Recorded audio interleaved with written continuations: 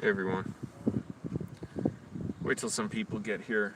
Man, I could have taken a nap now, but I got ants in my pants. I want to do this. Wait for some people to join. Oh, it's not that windy today, which sucks because that means it gets hot in my car. Fuck. Oh crap, and my hands burn up from the sun, so I put moisturizer on the back of my hands, and now I don't want to get it on my jacket as I take my jacket off. It's getting all over my jacket. Shit, my bottle of water. No, that one wasn't too bad. Oh, fuck, I'm tired. If I had started filming 5 minutes earlier, you would have seen another incident of homeless living. A guy came up to me, he's like, hey buddy, whatever. I'm like, oh man, what? Like I'm getting ready to reach for my self-defense tool. And he says, you got a charger so I can charge my phone a few minutes? I said, no. And I didn't know what he meant by charge, like the actual charger unit and stuff, and just charge it in my car, because you can clearly see the charger cable. I have my cigarette lighter, but I said, no, I don't. And I just don't want anyone interacting with me in any way while I'm in my car. You know, that's a no-no. I'm going to try and block out the sun so this picture's not so blown out.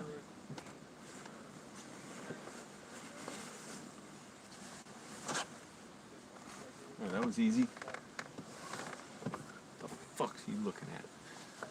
Oh, wow. Bunch of people here already. Thank you, everybody. Wow. And all of a sudden, this is weird. All of a sudden, I get 6 likes, but only 3 people here. Now 4. Alright, I'm going to wait for some people, and I'll get into this story. And, trying to work a lot. I'm still in my dissociative disorder. I freak out seeing just regular stuff. Social media does it to me. I freak out with anxiety and stuff. No, like, just because seeing people posting stuff, it's too emotionally charged for me. Nothing about the content of what they post. Just seeing it, it triggers anxiety in me, and I gotta calm down. And yesterday I was kind of hurting from it, and I'm just trying to get over it, you know? Oh, it's bad. But it's nowhere near as bad as months ago. I did some more writing today as much as I could before I had to leave Sunspace. They got something else going on there. I hope if anyone saw Unusual Tuesdays last night, let me know. I tried to watch for a few minutes, but again, every 5 to 10 seconds on my phone, Twitch freezes up. I have the Twitch app.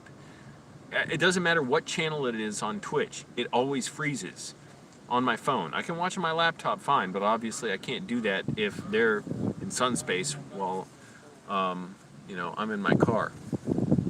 I didn't have time to look at jobs today, but I made good progress on my script, and oh man, I just hope I recover fully from this disorder. It's sad because I still don't feel like myself, you know, even though I'm getting there. It seems like my hair grew 2 inches since yesterday. It's never been this long. I look like John Lennon or something, or my hair looks like it, kind of. Wow, I got 7 people here. So I'll start getting into this. We got 5 people now. What's the matter with you?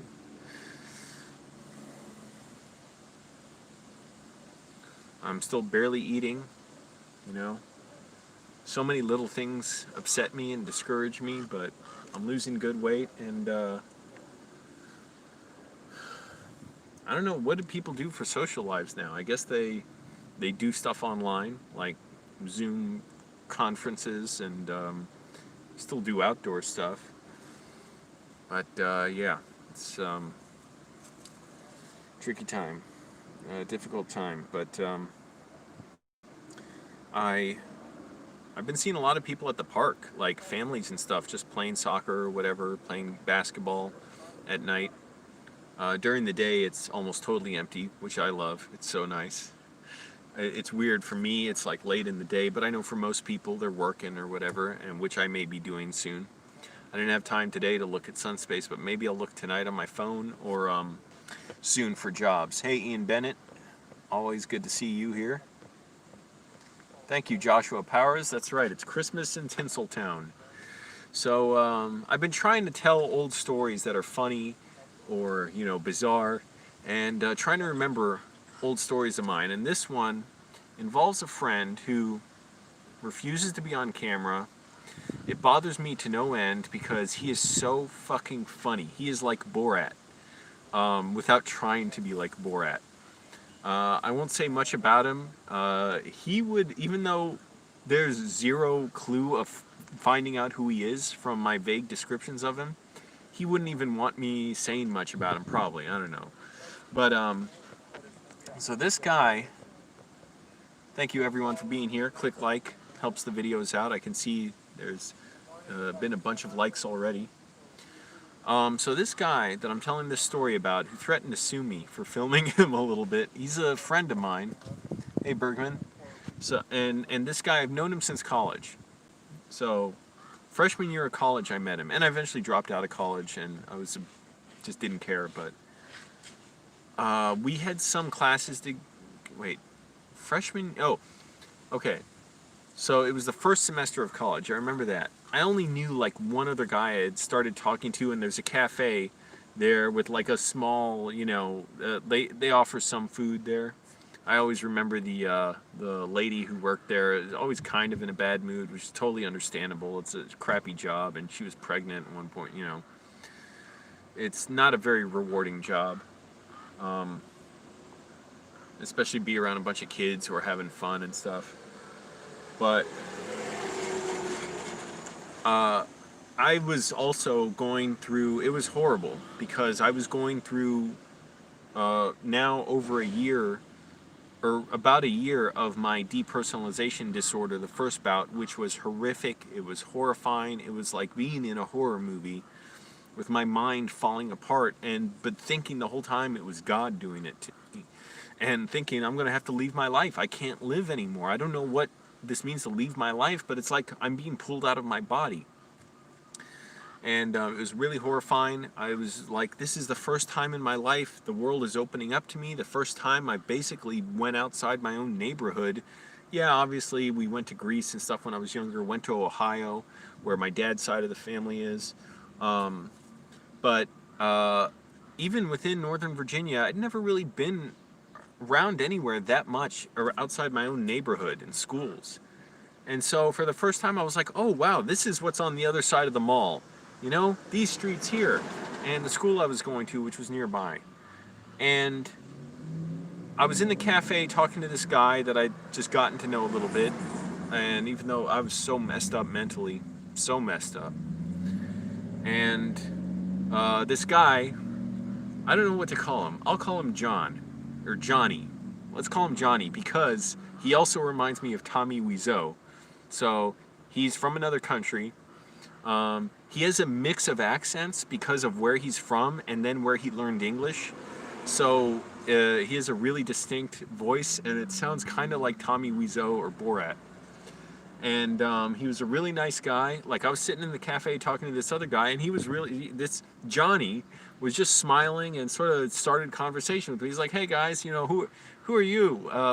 What's your names or whatever? Where are you from? And I asked him where he's from and stuff. We talked a little bit.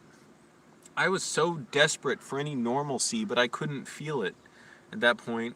Didn't know how to make friends or anything. Didn't know how to talk to people.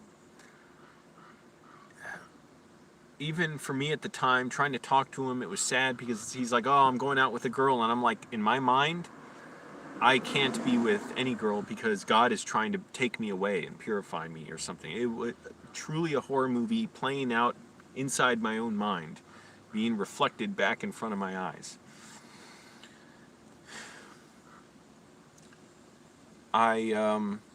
So I kept in touch with him a little bit, and we took a class together next semester, a math class. And I remember it was the end of March. I was sitting down watching Panic Room, and I finally got over my dissociative disorder, all in one moment. It was like I was shot through a tunnel, like this weird fucking, like I was catapulted, and I was like, whoa. And I felt this satisfaction, like, well, I'm free. This is amazing. I get to live my life again. I was so excited, even though I was devastated by so much. And also at this point I thought, well, God abandoned me, because now God's like, nah, Angelo, it's not worth it. You're too much trouble. Fuck it. go off. I let you go. And then I started thinking the devil was trying to possess me, which was horrifying. And this whole time I knew this guy, Johnny. We had a math class together. It was funny. Oh, no, wait. Was that the first semester? Because I was still in my dissociative disorder. I can't remember if it was, yeah, I think it was the first semester because I was still in a lot of pain and I just wanted to feel normal. I had been smoking a little bit, so you'll never see me smoke a cigarette again, but I was smoking a little bit. I was never addicted, so it wasn't like a big problem for me, but I was smoking partly just to, try and feel something normal. And my mom caught my cigarettes. She got so mad because they were in a desk that she tipped over or something, and it was like an old grade school desk where you just slide books in and there's no lid that comes up or anything. So she tipped it over and they came sliding out. And even I think after that, when I was working at a movie theater, I know, I would go and have smoke breaks with my coworkers. We would walk out from the mall. I worked at Ballston Mall in Regal Cinemas, and you could go out the exits and go into the parking garage, and we would just go there and smoke a little bit, the ushers and I, when we were, between cleaning movie theaters. And I'm talking about smoking because I went outside with Johnny after we both fucking failed a math test. We knew we failed. He's like, oh man, that was terrible. And I was like, shit, yeah, we were smoking a cigarette. I was desperate to feel something normal. It was so sad. And fast forward a few months, next year, the fall semester, I had a bunch of classes with him. And it was funny. Also, he said if the math test was in his original language, because it was not a, Latin-based language, he could have passed it, but he couldn't anyways. And I say he reminds me of Tommy Wiseau in more ways than one. We'll get into that. Why exactly he does. We had classes together, and I was depressive a lot and miserable, and I was around him every day. We had like 2 or 3 classes together each semester for that second year of college. And so we would, after class, go every day to the cafe, eat. I worked at the movie theater. He would come over sometimes and see free movies. I would get him, free pass in the movie. That was one of the perks of the job. And yeah, we just hung out a lot. So that was it for about a year. At the end of a year, I was starting to get more and more depressed. I was kind of eager to change and wanted to get out of my job at a movie theater. So he was suggesting we start a business together. He's older than me. He's a couple years older. And so I said, yeah, let's do that. I was desperate to. And then the summer of, wow, this is really pulling up emotions and stuff for me, because I chose not to remember a lot of this. The summer after my sophomore year, going into junior year, that's my third year for if you're not American and you have different naming systems. Second year, going into third year, I had that summer where I was working full-time at the movie theater, which was very stressful. By then I was a manager, mostly at the concession stand. Very stressful job. It was way more fatiguing doing that than being an usher or just a regular employee at the concession stand. And it was only like a $2 an hour raise or a dollar an hour raise or something, but it was cool. I was glad I got to wear a button-down shirt and tie, which for me was exciting at the time. Now I don't give a shit, but and I would still talk to him once in a while, but I got really fucking fed up with him that he was so absent. He did his own thing. He could be intensely supportive and loyal, and I've got so many emails back and forth with him throughout the years, and he could be also a total jerk and blow me off and act totally inexplicably, which is, again, like Tommy Wiseau. 17 people here. Click like, everyone. I got some comments. Yeah, that's funny.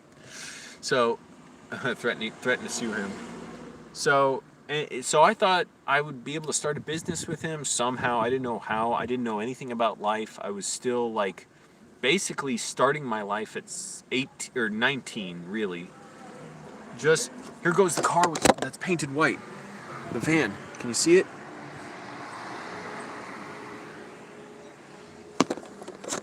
House paint. It was painted first gray, then brown, then teal, then brown again, then dark green, which I didn't get a picture of because it was only a few days afterwards he painted it white, which is what it is now with house paint, and the tires white. Go to my community page, you'll see it.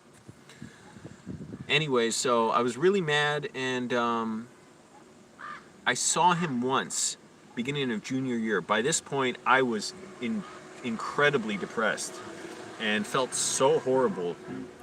Why is this mofo drugs? And I met him once at the cafe, and I thought we'd meet next week, and he just started disappearing. And I got so mad, I sent him this long, angry email. This is 2005, keep in mind, like September, saying, don't ever talk to me again, you know, you're such a jerk and all that. He didn't respond. I'm trying to remember now what happened. Yeah, so I didn't talk to him for about a year after that.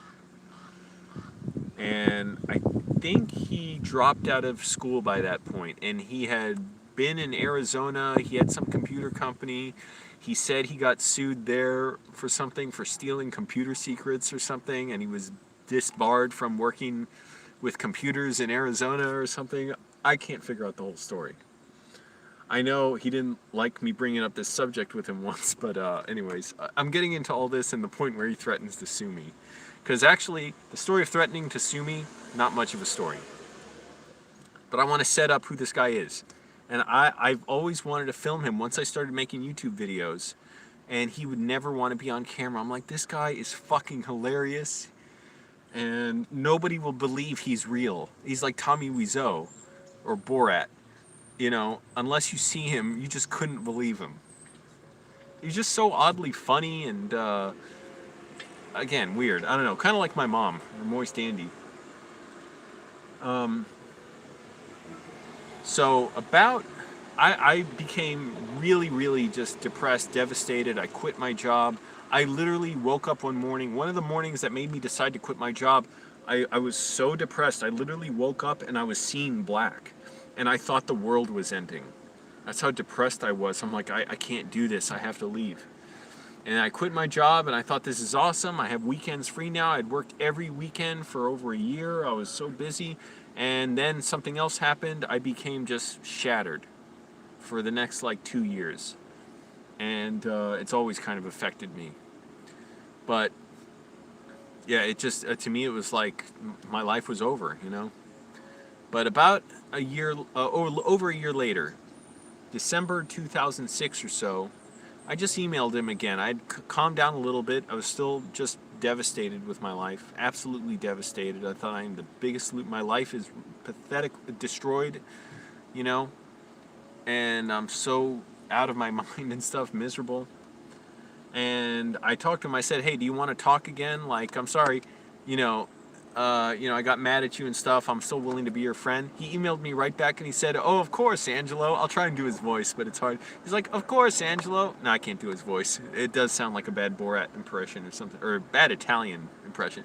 He's like, oh, don't worry, man. He's like, no problem. I wasn't mad at all. You know, of course we're friends. And then in like December 2006, I had a really nice experience for once. For one of the first times in my life. He would drive like 20 miles or so from where he lived out in the suburbs, deeper into the suburbs of Virginia, by Dulles Airport, really rich area, boring as all fuck. But he would drive, he had a beautiful condo there. He would drive out from there to pick me up, go to his condo, and we'd work on this ridiculous business idea. I don't know how fucking stupid it was, but it was a plan to help select for people an online school for them. So you would consult with us and we'd help pair you up with an online school. What the fuck did I know about that? And how badly do people need that? And don't they have like their school advisors to talk to about that? Or whatever in high school? So it was a dumb idea. It never got going anywhere. But it was really nice because I'm like, dude, this is unbelievable. This experience of being in his condo on the second floor, being able to see, to this day, it's a special thing for me. Being able to see out, see the planes going out, like never seen anything like that really. And I was 21 at this point. Yeah. and thinking my life was over, and still devastated constantly. And just to recall that, it still makes me feel devastated. Click like, everyone, by the way. I really appreciate it. I got to get the help. I got to get a job, something. We're all going broke here in California and much of the country. And before I go on with this story, let me back up. One of the other stories that just exemplifies what a fucking just weirdo he was. He borrowed a textbook of mine back in sophomore year of high school or college, and I was working like 30-hour weekends, 10-hour days at the movie theater I was at, always closing. Well, maybe Sunday I wouldn't close, but Friday and Saturday I had to close because we needed everybody there. We would get 4,000 to 6,000 people a day on a busy Friday or Saturday. I remember the weekend Wedding Crashers opened. That may have been our busiest weekend. I don't know. We had Star Wars Episode 3. That was a huge weekend. Batman Begins. I remember seeing that, a midnight showing of that with my coworkers, and we all went out to IHOP afterwards. These were the first times I sort of learned responsibility and learned a little bit about what it was like to be a person while I was still horribly mangled up mentally from all this, the Christian upbringing I had, which was just a vacuum, like where there's no sense of right and wrong because, well, God says this, so you do that. So there's no understanding of how to behave around people. It's a really vile thing to do to kids. But this thing that exemplifies what a weirdo he was, but also how fucking funny he was. He borrowed a textbook from me for a class, and it was like, I think I had gotten off work that night around midnight or something, and I was always working late doing the inventory in the concession stand. Every night you have to count up all the inventory and do the report and compare it to the sales and see if there's any discrepancies. But or was that, a night I worked? Or I can't remember if it was a night I was off. But he called me, or did I have a cell phone then? Maybe I did. I don't remember. But that was another thing. Didn't have cell phones for a while. But he called me and said, "Hey man, are you home? I'm going to drop off your textbook." And I'm like, "Oh man, I'm fucking exhausted. Please do it later. Like, don't bother now." Oh, and also, he never wanted to come into my house. He didn't want to see my parents or anybody else in the house, and he said, "Your house is dirty. I don't want to go in." So that's another fucking weird thing. To this day, he's never gone into my parents' house as long as I knew him, even though he picked me up many times from there. And he could be a real asshole. But he came over at like fucking midnight to drop off a textbook when I was like, "Please don't." I was so tired. I would have been so glad to go to sleep. And I walked out the driveway like this, like, all right, see you, Johnny, and walked away. But fast forward to December 2006, I was 21, and I was just excited to be out with him, to be out with somebody I actually got along with. I guess I'll get along with weirdos. And I was sleeping over at his condo, so I'm at this amazing place, and he was showing me around. They had a gym there, which I didn't work out at all back then, but like all this different stuff I'd never seen before, and it was just incredible. It was really special. Then, sure enough, a month later, after being at his condo a lot, being around him, seeing the sky and stuff, like from his condo, the suburbs, the highway that I had never seen before there, then he disappeared again for like 3 months. I was so fucking frustrated. I forget if I was asking him to borrow some money from him or what. Oh, or I wanted him to write me a recommendation for some school program. And he said, "Hey, sorry, man." And all of a sudden he texted me back finally after 3 months. And he's like, "Sorry, man, I lost my phone in the toilet." I said, "What?" He's like, "Yeah, I lost it in there." So his English was really good, but I don't know if it was his mind not translating things right, whatever. Click like, everyone. Okay, we got 20 people here. Let's get it to at least 20 likes. Again, it helps the channel out. I'm trying to do these every day. Think of interesting stories from my past, which I don't have a ton of because it's been so screwed up and kept to myself a lot. But, so that was that. Then I didn't care about school, and I ended up failing a class and dropping out. And I had a relapse of my dissociative disorder, and it was horrifying. It was like I went totally numb. Could not feel satisfaction in sleeping, in eating, in laugh. I couldn't laugh. I could laugh, make myself, but I didn't feel anything inside. It was horrifying. It was so devastating. And I'm like, well, that's it. I have no choice now. Like, I don't have anything I can do with my life. I don't know what I can do. God wants to take me, and yet I'm trapped in my body. I took a few little jobs here and there. I worked in a UPS warehouse for 2 weeks, quit that. It was unbelievably depressing working there and my mind being in the state it is. Like, that's it. There's nothing I can be in my future. I always wanted to be a filmmaker before that. Now it's like I don't even have filmmaking. I could not enjoy movies. That was the worst part. I was horrified. I couldn't cry. All I could feel was this horrible numbness. And he started talking to me again. And to this day, I feel sad that he started taking me out again a lot, trying to start another business, a mortgage refinancing business. By this time, he had started working in mortgages, and he's a wealthy guy. He's been wealthy for a while. He would literally just pull up his bank account and show it to me on his phone, and sometimes show me his investments that made $14,000 the day before, or he's lost $10,000 today. He's like, oh man, look at this, you know. Show me these crazy bank accounts. And he was a fucking maniac even at his job. He would get calls from clients. I mean, I don't know how he worked. He's like, he didn't care about anyone, kind of. He's like, I don't want to talk to this person. It's a headache right now. I'm like, how do you not want to talk to your clients and coworkers? And he told me one time he took a job at some bank to be a loan officer, and he got a huge signing bonus, and then he just quit right away. He didn't care. And he had no conscience about it. He didn't feel bad about it at all. I'm like, I would feel so unbelievably guilty. Anyways, we're trying to start this mortgage refinancing business. It was a horrible, horrible time for me. I felt so numb. I could not enjoy a second out with him. We'd go out and see movies. We saw David Cronenberg movie where, what's his name? It's an undercover cop, Eastern Promises, Viggo Mortensen. I couldn't enjoy that. We saw Knocked Up. I remember coming out of the theater in Fairfax and just practically pleading with him, like, damn it, man, my life is so terrible. I can't even feel bad. I can't feel anything. It was horrifying. And we try and work on this business. I was so scared out of my mind. And we started working with this website designer who said he would help us build a website for it. And we're meeting the guy in this Borders bookstore in Fairfax, which isn't there anymore. We would meet there all the time for years. It was really cool.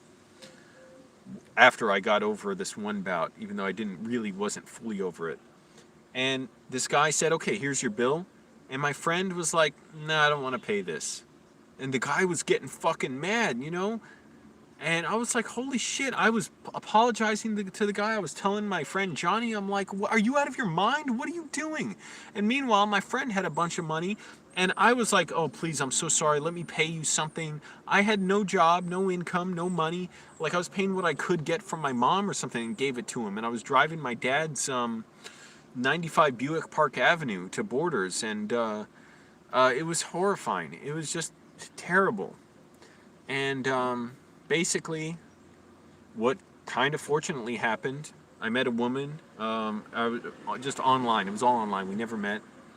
It was really screwed up. She was very abusive. And throughout the month, that was the time I was framed, not just falsely accused, framed for sending threats to her. I think it was her ex-fiance.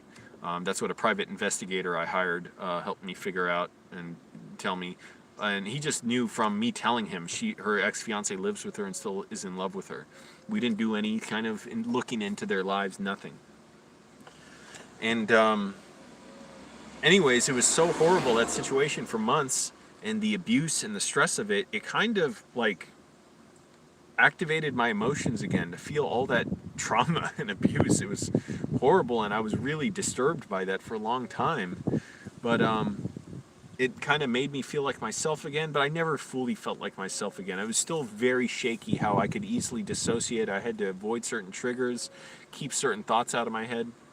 And I started seeing my friend more once in a while, Johnny. I saw Pineapple Express with him, which was a great experience. I saw Body of Lies with him, the Russell Crowe movie directed by Ridley Scott with Leonardo DiCaprio.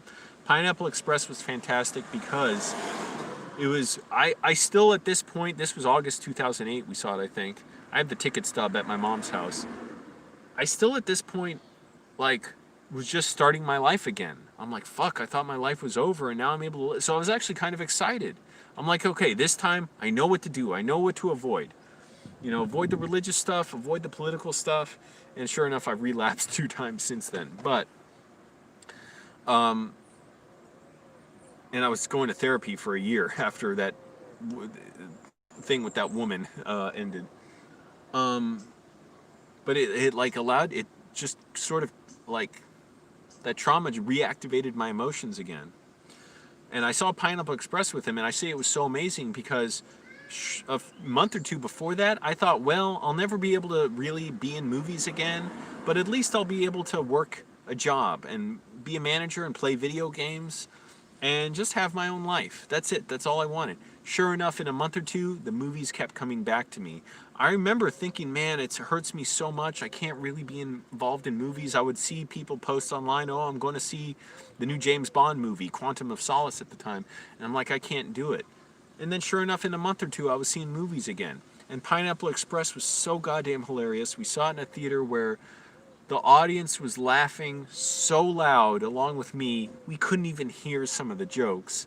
And my friend Johnny got mad at me for laughing one of the lines. He's like, oh, stop it. And he's a fucking pain in the ass watching a movie with him. We saw Sahara together in 2005 with Matthew McConaughey. Reminds me, I had some Chinese food that I brought in the theater, at the theater I worked at, like egg rolls and sweet sauce or whatever, sweet and sour sauce. He took one and dipped it and got some sweet and sour sauce on my pants. But anyways, that was an amazing experience, seeing Pineapple Express. And we went back to his condo after that, saw some Saturday Night Live where James Franco was hosting. It's like, man, that was really cool. But after that, we weren't trying to make a business or anything together. I went through other stuff. I was depressed. My job sucked. I was a bank teller. And we would just see each other once in a while. Sometimes more often than others. And he was a pain in the ass about it. And I'm getting to the story where he, threatens to sue me. What the hell are people saying? Hey, Ace. Thank you, Bergman. I appreciate that you like these stories.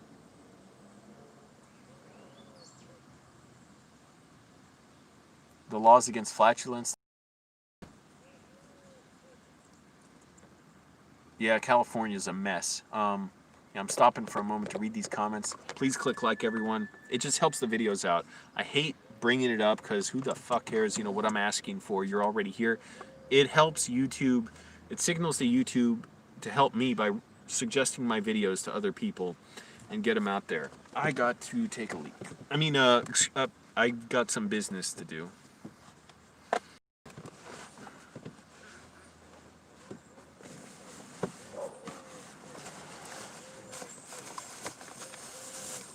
Excuse me, I have some business to do. Oh man, and the bathroom's still open. I don't feel like walking to it. It's like 200 feet to the bathroom. I gotta put my gloves and mask on. I mean, to do business there with my business associates.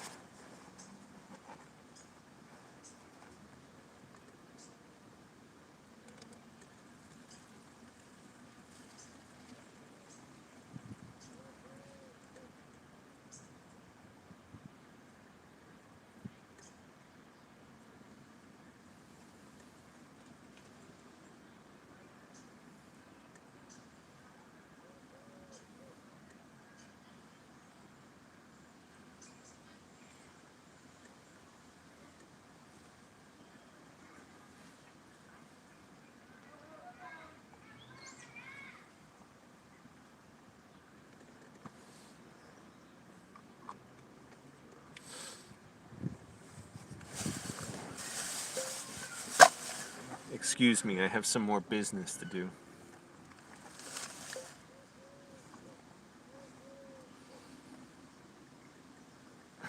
Come on.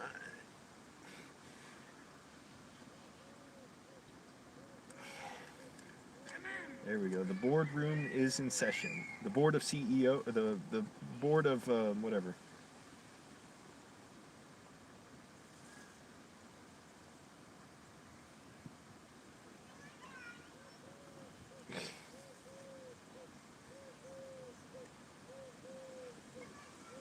Stockholder meeting is in session. And the boardroom is now closed. Okay. So this is all lead up to this story of him threatening to sue me. So we've obviously known each other for many years. On some level, he respects me. And 2009 again, I just see him once in a while. He'd disappear for months at a time, totally normal for me. I would email him multiple times or text him. And the funny and weird thing was, when he would message me, he keeps forgetting my number and he never saves my number. So I guess whenever he gets a new phone or something, he's like, hey, what's your phone number? He emails me. Or he'll say, hey, call me, and he'll list his phone number as if I forgot his or something. Now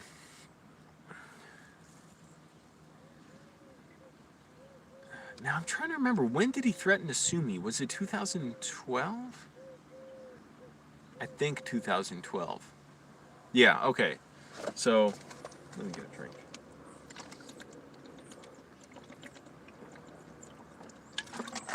Hey, the phone hasn't cut out yet. That's pretty cool. Why the hell's it cut out sometimes? So, fast forward, I move in.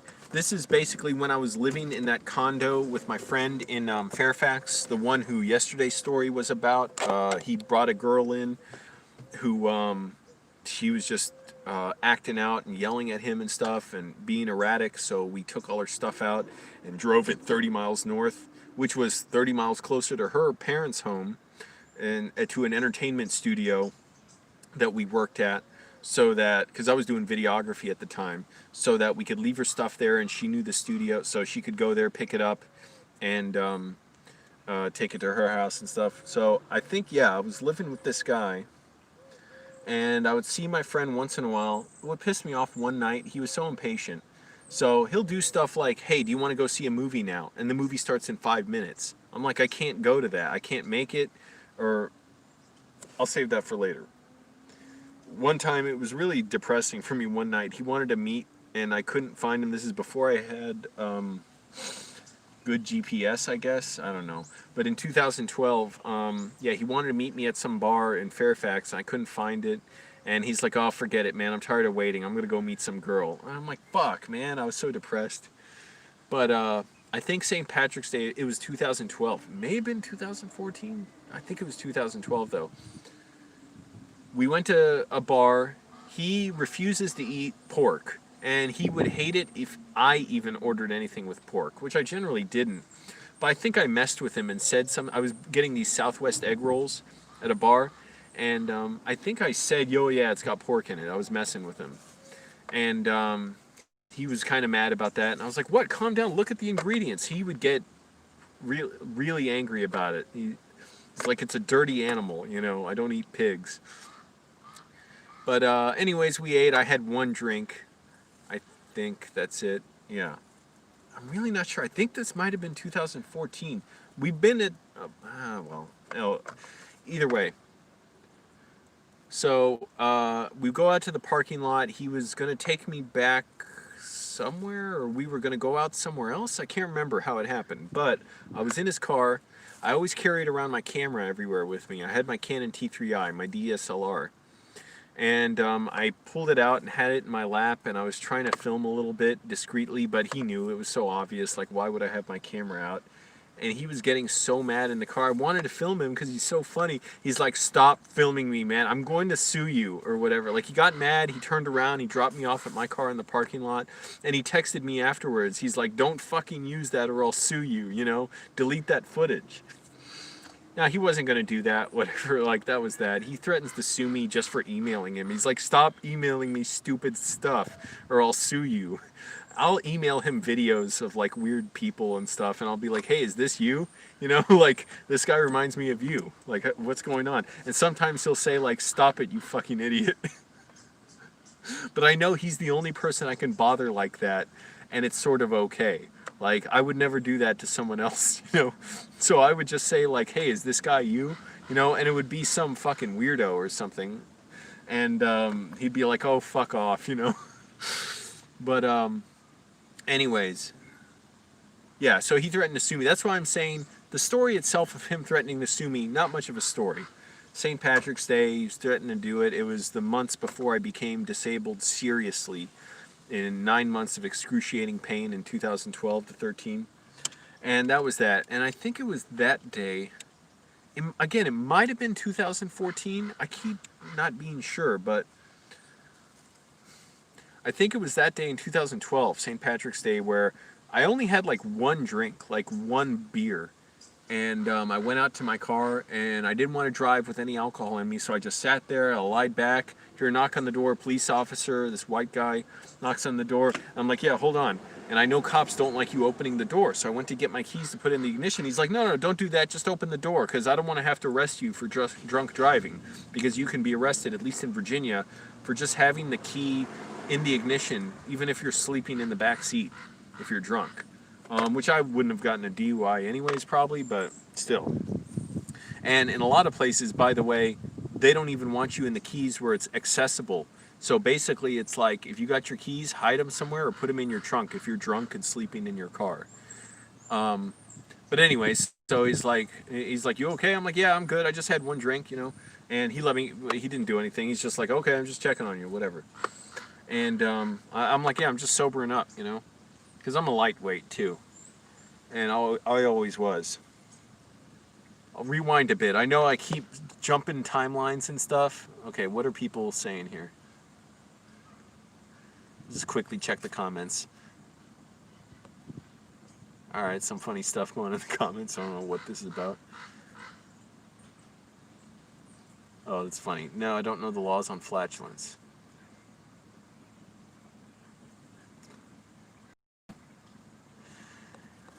Yeah, we were good friends, Bergman, and I still consider us good friends in a way, even though I haven't basically had more than 3 words exchanged with him in the last year and a half, or 2 years, but, rewind to, 2006, I kind of miss there were days where I had my money saved up from working at the movie theater, and I spent way too much money working at the movie theater on lunches every day at Subway and on DVDs I would buy at Suncoast Video, back when they had Suncoast Video at the mall where I worked at. I could have bought them online, but I was like, oh, I like the experience. I spent thousands easily on all that. It was when I started having bills and stuff and worked at Bank of America as a teller that I was like, oh, I gotta actually bring my own food, save money, and all that. Anyways, but I had money saved up, and I would go to always this sushi bar that's gone now, long, at Ballston Mall with some of my college classmates. Those were some of the most fun times. We would go there, drink sake bombs. We would get drunk there and then go to class, like night classes afterwards. Oh, I miss those times. And if you don't know what a sake bomb is, okay. And we would go to Bailey's and get Irish car bombs too, which Guinness and what is it? What's in the Irish car bombs? It's Guinness, but what's the other drink that drops in there? Some kind of shot of something. Bailey's? Yeah, I think Bailey's. And so you're mixing liquor and beer, and if you're not a heavyweight drinker, that can mess you. I puked at Bailey's once. That was fucked up, but it wasn't a huge deal. But I always remember we would go there to this sushi bar and drink liquor and alcohol and sake and what was it? Sapporo, I think. Yeah, the Korean beer. Me and some friends, and sake bombs, if you don't know, it's a lot of fun to drink, which I'm not encouraging irresponsible drinking. What are you talking about? Tenacity? I don't know. You're not making sense.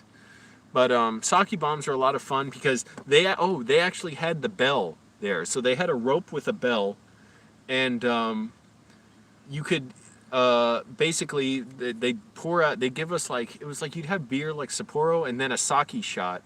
Man, these are fun. I wouldn't necessarily do them anymore, but they would lay them out for us all. We'd be like, okay, we all got our shots ready. And what you do is you put 2 chopsticks across the top of your cup of beer, and you put the sake shot right on top of it, so a little bit of vibration would knock it into the drink. And so we would have them all ready, and we'd say, okay, go, ready, go. Or I think they would just ring a bell to start it. But either way, we would do like, we would say sake, sake, sake, bomb, and we'd pound on the counter to make the sake fall into the beer, and then chug the beer. And that was a lot of fun. Also, one time, my friend's brother went there drinking, didn't have any food, didn't have any water, anything else to drink, drank pure alcohol the whole time, got so fucking wasted, puked on the floor. We had to drag him out to his brother's car. It was ridiculous. So yeah, he should have had water and food. And anyways, back to 2013. I was sick. I was disabled for 9 months. Thank goodness I survived that. After that, I'd see him once in a while. He'd disappear a lot. I remember one time in particular in 2013, I think, or maybe 2014, Wolf of Wall Street was playing at a theater. He texted me like 5 minutes before the movie started, say, hey, you want to go see Wolf of Wall Street? I'm like, I can't. I got to work tonight. I was a bouncer. I wish I could have seen it with him. I said, plus, it starts in 5 minutes. I have to drive like 20 minutes just to get there to this theater far out in Fairfax. And I loved being in areas like that. It was fun for me to be in these suburbs that were further out. I grew up in Arlington, which is more, and by this time I was living in Annandale, which I fucking hated. But Arlington is more, it's suburbs, but it's sort of closer together. There's a small downtown area. Fairfax is just all fucking spread out and city highways and stuff. Hey, Peel. Thanks for joining. Click like, everyone. Helps the video out. So, yeah, he messaged me one night. He was so insistent. And I even saved these texts somewhere on my computer back in Virginia where he's like, come on, man, they don't need you to go to work tonight. I'm like, yes, they do. And I need the work. You know, I can't miss work. I was paying off my car, paying rent. I was working 2 jobs, bouncing at 2 different bars. It was miserable. 7 days a week with 1 day off every 2 weeks. Every other Thursday. So, and I was having a lot of trouble sleeping. It's really sad, you know, living in a place I hated. It was basically 6 months before I really ever talked to my roommates. And I talked to one of them, by the way, yesterday, I think. Yeah. Or 2 days ago. 3 days ago. I don't know. But my roommate Jackson, Jamaican guy, I got along with well. But for like 6 months, I didn't even really talk to my roommates because I was either working 7 nights a week and I was having trouble sleeping, and I was doing videography and YouTube videos with my mom, and traveling for videography. And it was only after I finally paid off my car and I got sick of the one bar I worked at, I quit that one, that, and it shortly, already the new owners were coming in to look at the place. These, it looked like Italian family or something that were going to buy the bar out from the previous owner because he didn't run it well. Way too overpriced food. Food wasn't good. And also he tried to make it, it was the dumbest thing. He tried to like brand it as like an upscale bar, even though out in Fairfax, and it was obvious it was like a country bar. The people who came in were like country people. Guys coming in with their hunting outfits on, and just blue collar people. So it didn't make sense. There weren't a ton of people coming by, and also it was so dumb in that it was like all these like, suburban rejects would come there and hang out. And I'm not judging them, it's like everybody's got their stuff going on.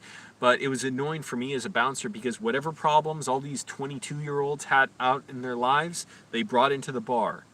All their little feuds and problems and arguments and, oh, don't let my ex-girlfriend in here. She's just trying to, make me upset. I'm like, I can't stop your ex-girlfriend from coming here just because of something that's going on outside. You got to live with that.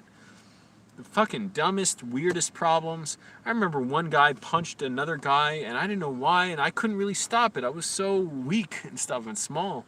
And, a guy punched the other guy. I tried to stop it, sort of somehow. Other people were trying to break it up. And the guy he punched never ended up coming back. He felt too sorry for himself. And it's funny. Then one other night, a cab pulls up to pick someone up, and I think we were trying to get a drunk out of there and into a cab, and I look at the cab, I'm like, dude, you? Like, he was the guy who punched the other guy, and he's the cab driver here. Anyways, my friend Johnny, sucks because he would just disappear for months at a time, and it was sad because I'm like, dude, this guy should be filmed. Everybody should see who he is. But it's okay, you know, maybe it's best he's just this mystique of a story that you'll never see on camera, that I spent, you know, hundreds of days together with him. And, you know, he, like, at some point he got married, and I was like, bullshit, you got married? And he's like, yeah, he showed me wedding pictures and stuff. He's like, yeah, I would have made you my best man, but, you know, I was off in my home country, you know, getting married to this woman, and he brought her here, I guess, and they had a baby. I'm like, how the fuck's this guy have a child? He's too much of a maniac to be around kids. And his mom was in another country, and he would visit her and send her money. Like I said, this guy was wealthy. Yeah, a bunch of, like, really weird interactions with us. And then he would pop up and say, like, hey, do you want to meet me tonight? And it was really cool when we'd see each other. We went to this ice cream place in Old Town Fairfax. It was so cool to be at. I'd never seen places like this before. I filmed there with my mom a couple times. I want to go there with Moist Andy sometime when I'm back in Virginia.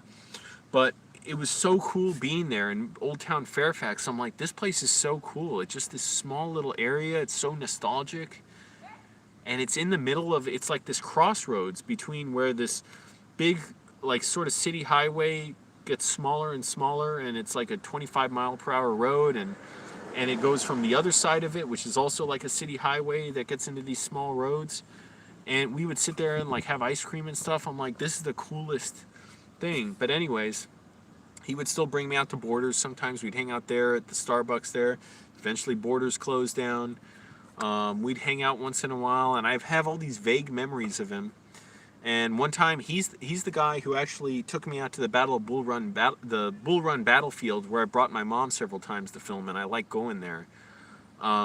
He brought me out there. The first time he brought me out there, I was really miserable because it was 2007 or 8, and I was deep into my dissociative episode where I was completely numb. It was the most horrifying bout I've ever had, possibly, in a way, of this disorder, because nothing looked wrong with me, but I could not take pleasure in anything. And towards the end of it, I couldn't sleep. I could barely eat. And fortunately, it somehow coincided with me being with this woman who was abusive, and it kind of shocked me back into reality for a time. And during this time, he kept me waiting for hours because he was worried about his mom with something. And we went there, and I was so miserable waiting hours for him because I was in such anxiety and stuff. And but one time he took me out to the Bull Run battlefield, you know, and whatever happened, again, these are vague memories that get mixed up, but another time he took me there, this was like 2015 or 16, when I was feeling much better. I was recovered after the major 9-month episode where I was disabled. We walked for like 2 or 3 hours talking business ideas, and of course nothing came of that. I didn't even have any water with me, and I was just glad to walk with him around there and take our time walking. And it's weird. I think I've been his best friend throughout his whole life. And he said that many times. And he said, man, Angelo, that's so depressing that you're my best friend. Because he would insult me so much. He's like, Angelo, you're such a loser.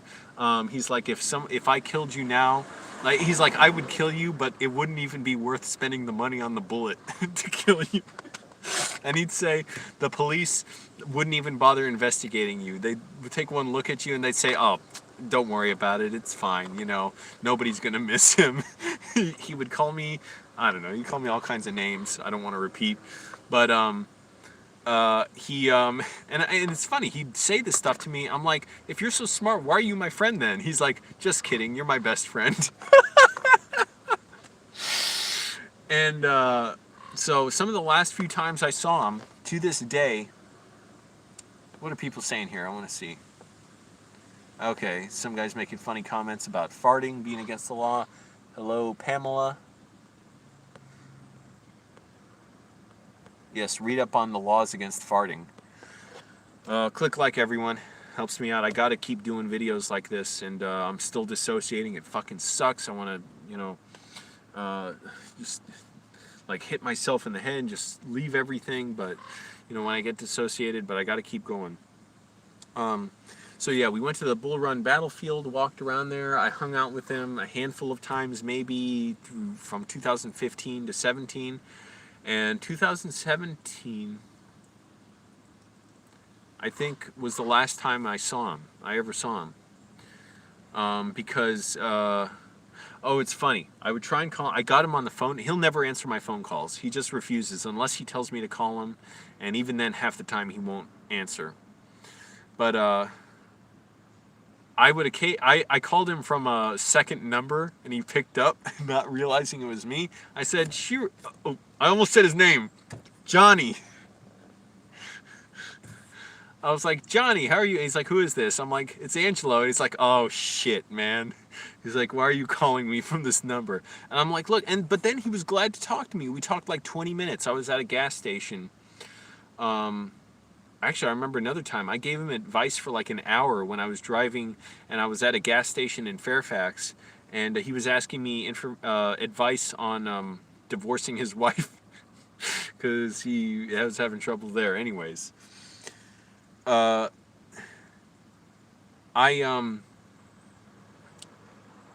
trying to remember what was I saying. Yeah, he would basically be very erratic and saying, like, reaching out after a few months and saying, "Hey, what are you doing tonight?" or whatever. And the last time I ever saw him was I was living in Arlington. I think this was 2017.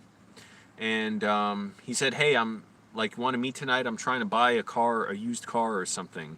I'm like, "I don't want to be a part of any of this, but fine." I gave him my new address. He came by, picked me up. We drove around. It was night by this point. He was driving through some neighborhoods in Arlington and saying, "Yeah, there's a guy around here. I'm interested in buying his car. What do you think? Should I buy a car tonight?" I'm like, "No, are you kidding me? Like, why bother? How much do you really want a car, Other cool thing, he had a BMW 3 Series. He let it... I can't believe of all the stuff he seemed to hate about me and make fun of me for, he let me drive his BMW around, which was awesome, man. That car was a great ride. I wouldn't want to own it, but it was a lot of fun to be in. He hated it when I would open up his glove box and look in it. I even one time, I did some search for court records on him, and I found a few things, nothing major. And I messaged him, I texted him or something and said, "Hey, I looked up your court records. Like, you got to stop whatever." It was I won't put it out there. Nothing major whatsoever. Nothing even criminal, actually, I should say. But you can still have court records without crimes. There's difference, you know what I'm saying? Anyways, not putting anything out there. He called me right away. He's like, "What the fuck are you looking up?" And I said, "Look, I found this stuff," and it was very minor stuff. He's like, "Oh, okay, good. Like, that's all you found." So obviously I didn't find whatever it was, this case in Arizona where he said there was he was stealing computer secrets from another company or something, and like he's like, "Yeah, nobody would talk to me after that, and I lost like $100,000 or something." I'm like, this guy's kind of a sociopath or something. So again, this guy, I think he would say to this day, "Oh yeah, Angelo's my best friend," even though we haven't spoken on the phone in like 2 years or 3 years. But 2017, he messaged me, he drove me around looking for a car, and I said, "Don't bother." He's like, "Oh yeah, you're right, let's not." That's the thing. That's why I say he's like Tommy Wiseau. Super, like, shifty, not shifty as in untrustworthy, he might be that too, but like, his mood would change, he'd completely change what he wants to do, totally stubborn, would not change his mind for anybody. Not a steady, reliable person, and somehow always fallen ass backwards into money with his investments, and I don't know if he was still a loan officer after a while. But, I miss him. I miss seeing him, but also, gotta let him go. That's what he does. And that was that. He took me out that night. I haven't seen him since. He's emailed me maybe 2 or 3 times, because he'll ask, like, occasionally he's asked me, "Hey, do you want to come to my home country and make a documentary about me there?" And I was always like, "Sure, I'll do that." Of course, that would never happen. And then, like, a year ago, he emailed me saying, "Call me. Like, I want, like, do you know or he said, do you know anyone, a good filmmaker who can make a documentary with me in my home country? And he would tell me crazy stories about being in his home country. It was repressive there, and it was just fascinating to me, especially at the time, not really learning much about anything, about people, how they live around the world yet, except, you know, what I see on TV and stuff, and movies, but, and documentaries, but, yeah, it was the most, like, fascinating, engrossing thing to hear this, and, like, this fantasy of living in another country and stuff. Anyways, and being scared hearing these stories, you know, that where he's talking about how he could have gotten in trouble and stuff. Anyway, and like Tommy Wiseau, very mysterious, doesn't like to say where he's from. He'll constantly change up and say, oh, I'm not from here, I'm from this other continent, or something. He emailed me once, like, yeah, a year ago, saying, hey, do you know any good filmmakers who can come make a documentary with me in my home country? I said, you should talk to me. Like, I said, I am. Like, I should do it. He said, call me. And I did call him out of weakness, but then I emailed him back. I said, no, you should call me. Like, if you want to do this, this shows your commitment. You're not willing to do it. And the only other times I've heard from him after that, I think I asked him, I said, can you loan me any money after my dad died and I was out of work and stuff, and because I was dissociating, it was hard. No, he didn't even respond to that, I think. But there was another time I asked him for money. Well, I had a short film premiere here in Santa Monica, and I said, hey, are you coming to my movie premiere? And he said, where is it? He emailed me back. He doesn't text me anymore. And I said at the theater where it was, and he didn't respond, because of course I just wanted to, you know, mess with him, talk to him, whatever. Messing with him, it's all the same. And one time I asked him for help. I'm like, hey, can you send me a little money? I'm in LA and stuff. And he said, where are you? And I said, LA. He never responded. And maybe one other time, I'm trying to remember. Or maybe that was the last time he responded to me. When I said, hey, I need some help. You know, can you help me out? My dad died and stuff, whatever. Yeah, and that was that. And again, I've sent him a bunch of emails since then. I'll always send him something weird, and I know he sees them all. I'll say, hey, is this you? Is this you? You know, like whatever, a video of someone else acting really weird. And he never responds anymore. It's fine. I barely ever message him anymore. I sent him another email, a genuine one, a few days ago, saying, hey, what's going on? How are you doing now? How's your family? You know, I said, I'm still out here in LA. No response. That's fine. He does what he wants. I don't know if I'll ever hear from him again. It's kind of sad because I've never gotten along with anyone quite like him. I've never known anyone like him. He's a super unusual guy. To me, he absolutely should be on a TV show or something, but he does what he wants, you know, and you don't need to make anyone do that. But yeah, super strange guy. He traveled the world to come to Virginia and somehow would say I'm his best friend. No, I never run the air conditioning on my car.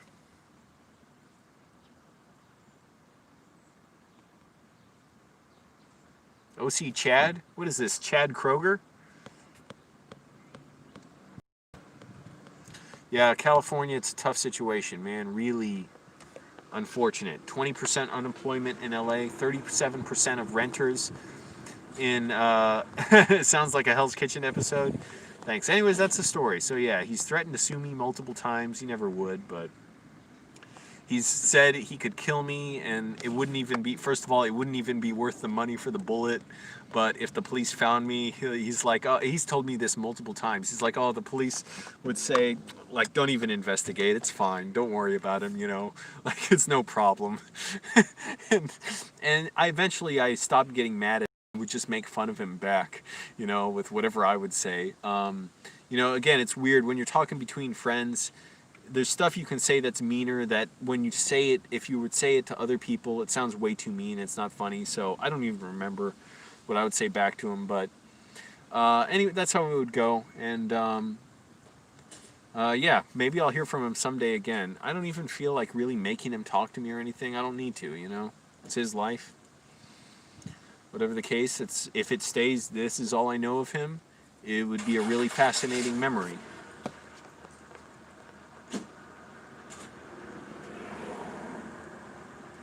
Oh, maybe my friend has ADD. That's what you're saying. I thought you meant me. I don't know. 12 people here, 23 likes. That's cool. Click like, everyone. Helps the video out. So yeah, I just kind of wanted to talk about that because unfortunately nobody... Oh, and so I did record a minute or two of just audio of him. I couldn't even get his face on camera. He hates having his... He will never have his picture taken. Once in a while I'll look online about him just to see if he's still alive. You know, I'm like, oh man, I hope he's still around, because I was actually concerned at some point. I was like, man, is he alive? Like, what's going on? Yeah, maybe ADD. I don't know. I'm sure he has some traumas in his life too, you know, that make him like this, because like Tommy Wiseau, I'm sure had some as well. And yeah, just really interesting memory. And maybe I'll see him again. He's a couple years older than me. I don't know where he is now. Maybe he's in Virginia, because I know he had a wife and kid. And, you know, he can do what he wants. It's no offense to me. So, but here's the other thing.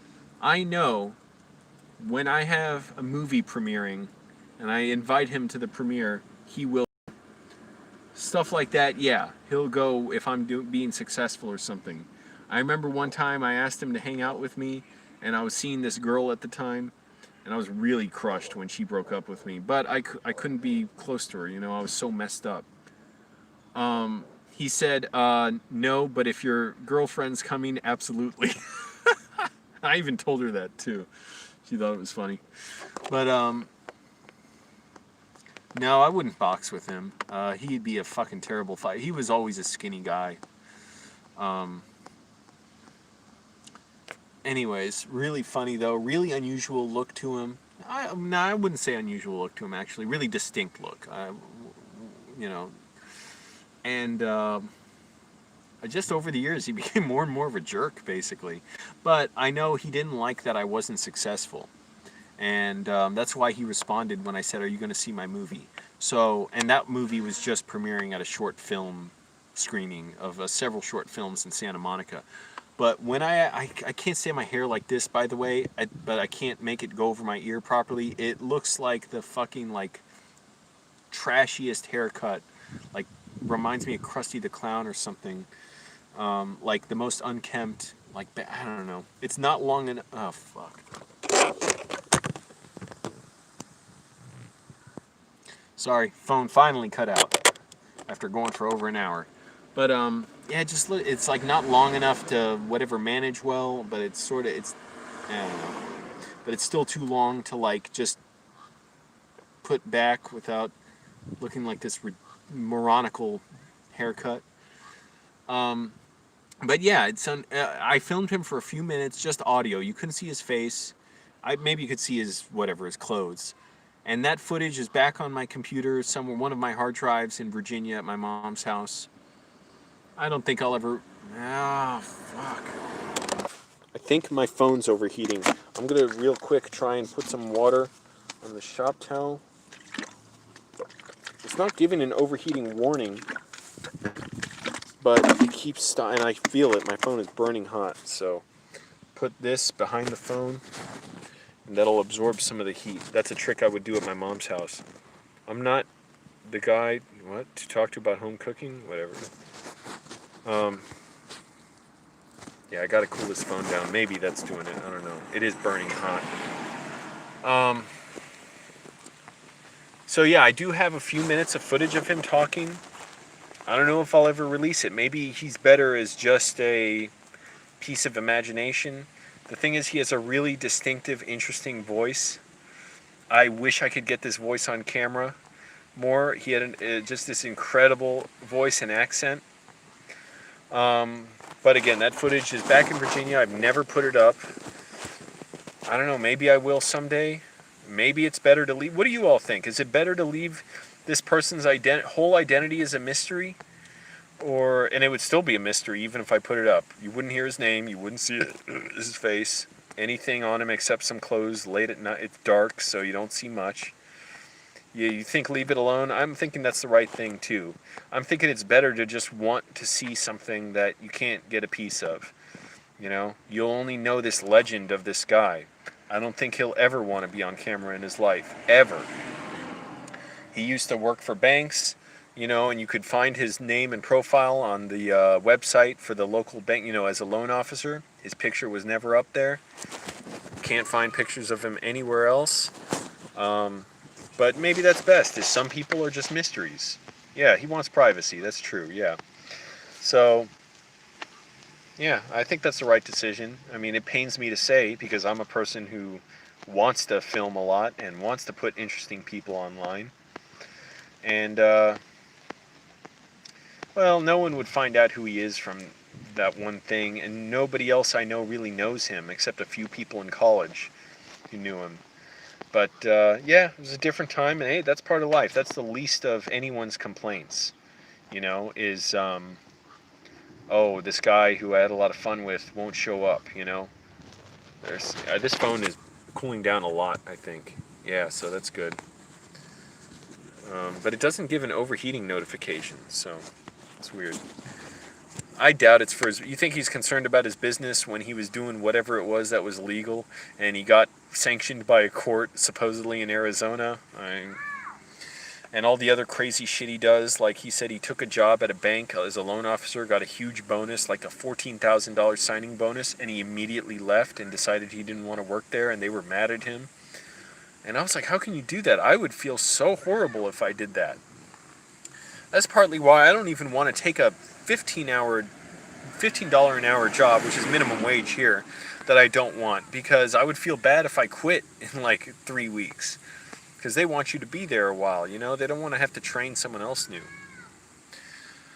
But yeah, it's just this legend will be around, and I think maybe I'll see him again someday. And when I'll see him, it'll be because I have a movie legit premiering somehow, even if it's just renting a movie theater in his area and going to see it. Because I remember he was really excited when I was on the Steve Harvey show, and he wanted to show that to his wife. He asked me to send him the video. So, I bet someday I'll see him again. Maybe if one of you fans out there, if you can make it to the premiere wherever I have it, where he lives, you might run into him. I don't know. I'm not trying to out him or anything. That's the thing. Yeah, I'm not trying to put his name out there or anything like that. He doesn't want to be exposed. I'm fine with even having this conflict in me, this problem, because it's really the least of anyone's problems. As though I wish I could put him on video. Damn, I'm hungry. I barely eaten a thing today, but I'm glad about that. I am quickly losing weight. Also, here's another question I want to ask. When I get to my goal, I'm waiting till I get to my goal weight, whatever it is. I won't know by weight. I'll know by feeling my skin and how much fat I have on me when I'm really slender and thin. When I get to my goal weight, I want to maintain it for 2 weeks, and then I want to do a food review of something that's like popular, like, Report of the Week does it and stuff, like a fast food or something. What should I do? Should I just look for whatever's trending at the time? Because it's going to take me at least another 2 months or so, at least, if I keep up this progress, to get to my goal weight. So I want to maintain it for 2 weeks first before I ever have a cheat meal. But what should I do? Should I just look up whatever's trending with fast food, or should I get a big meal from like Denny's or something, like, chicken with honey over it or whatever they have? I don't know. I've seen video of that, or maybe someplace that's, LA specific that has really nice food. Review Domino's pizza. Yeah, that's what I'm wondering. Should I review a pizza? What? That'll be my first cheat meal. I do not fucking cheat on my food now. And is Nobu's a restaurant, I think. Yeah, so what should I do? Because I want to review some kind of food. Someone suggested it, and I think it's a good idea, but I want to wait until I'm at my goal weight. I don't think it's... I mean, you can do it, everybody's... You gotta do what's right by your body and stuff and what you want, I don't put anyone down for having trouble with dieting, but for me, I don't recommend having cheat meals until you're at or near your goal weight. Is Chibi Weeby a real thing? What the hell's OC Chad talking about? Or is he making this up? And is this Chad Kroger from Orange County, or who lives in Orange County? I doubt it's Chad Kroger. who, if you look up Chad Goes Deep, the YouTube channel, they did the masks. They gave them out in Huntington Beach, which is like 40 miles south of here, and people were threatening to kick their ass and stuff for giving out masks. And same in San Clemente as well. Those videos are so funny, but they give me anxiety. I'm holding up this phone, but I want to see if I can tuck. See this thing? I want to tuck the this thing in there. Yeah, I can do it. And so it absorbs the heat. 25 likes, that's awesome. Click like, everyone. So you heard the, story of my mysterious friend, the legend of this guy. You will never know his name. You will never see his face unless he decides to change someday. But why not respect his wishes? I have no desire to violate his wishes, and it's not entertaining for me or fun in any way to do that. So I'm just saying what I can while, not saying anything specific. I mean, that would specifically make it possible to, find him.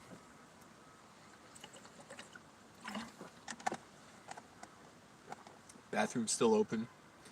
I don't like having the stream going and then having to go, but I don't want to waste a bottle, I think I'm going to walk to the bathroom. I got to.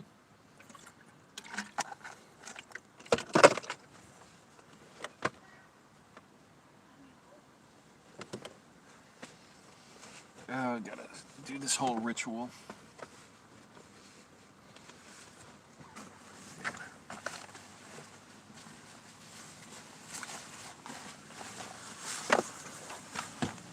And, just kind of sad about being isolated from people during the quarantine and stuff. Gotta survive. The one thing I don't want to do is get sick. I'm going to keep streaming. I'm just going to put the phone in my pocket when I get to the bathroom. Oh boy.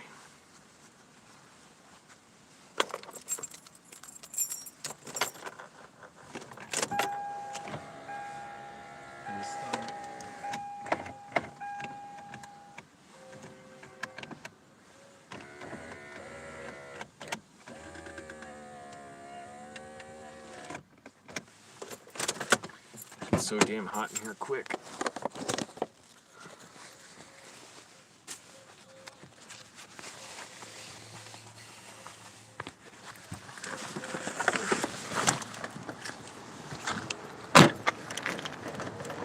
And I'm off. If the stream cuts out, I'm not trying to take my gloves off and restart it. Just wait a minute and I'll come back.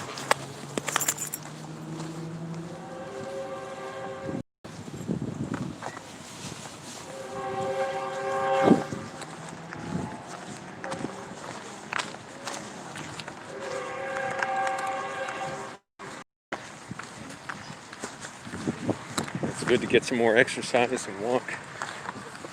Not just physically, but it really helps with my dissociative disorder, I think, to help relieve the symptoms of it. So I'm getting goosebumps right now.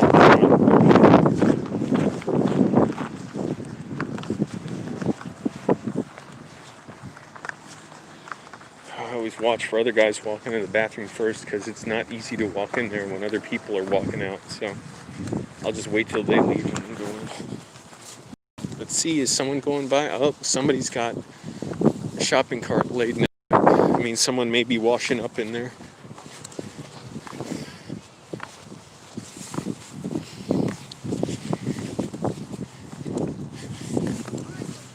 Yep, somebody may be washing up. That's not a problem. Oh boy, I gotta make it. It just gets a little sketchy in there when there's multiple people. So I always go with my hands up, gloves on.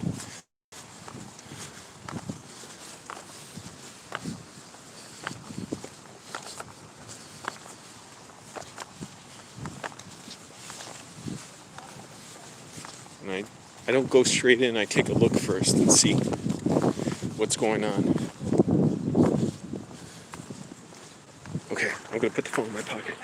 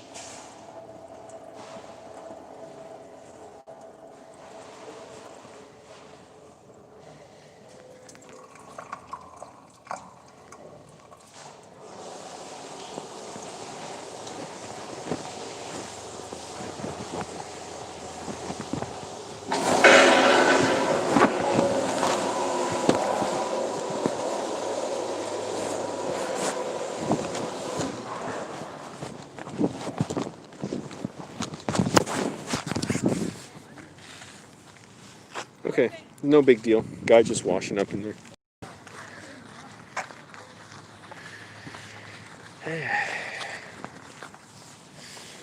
Let's keep the stream going. Click like, everyone. It's my fucking goddamn.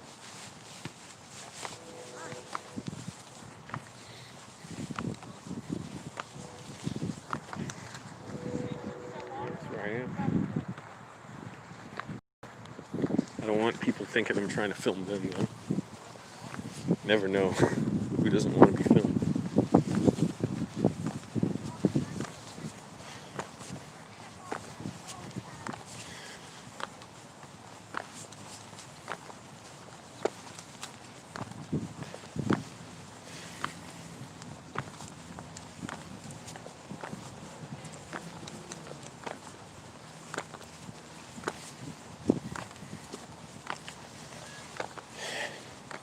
Man, it's hot.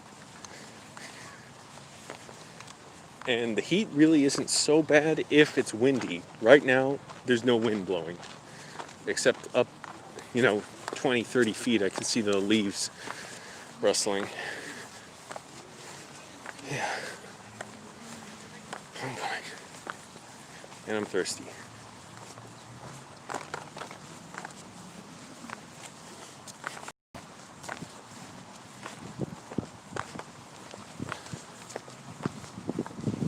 There's mountains back there if you can see it.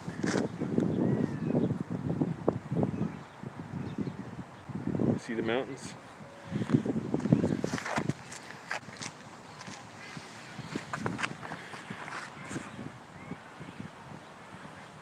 It's pretty cool.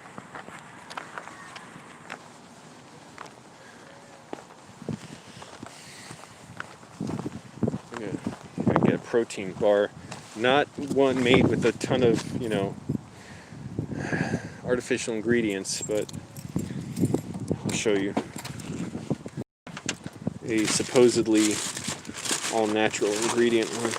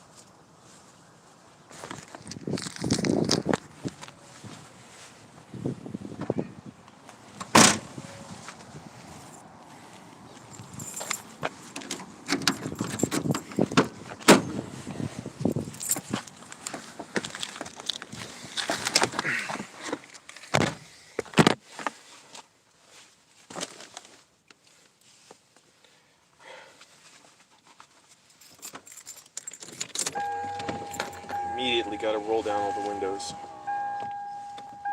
Fuck.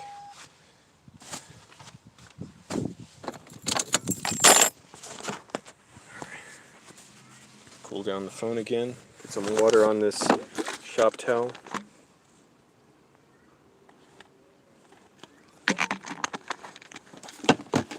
Cool.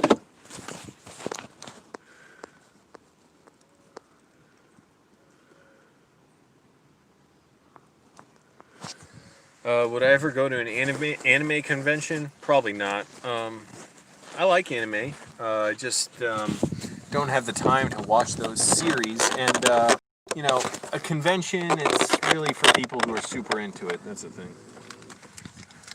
I would probably just be kind of lost there, like kind of bored, Like, oh, okay, that's cool to see. So one of these bars, supposedly, these are the actual ingredients, and that's it. Dates, and egg whites, sea salt, 210 calories.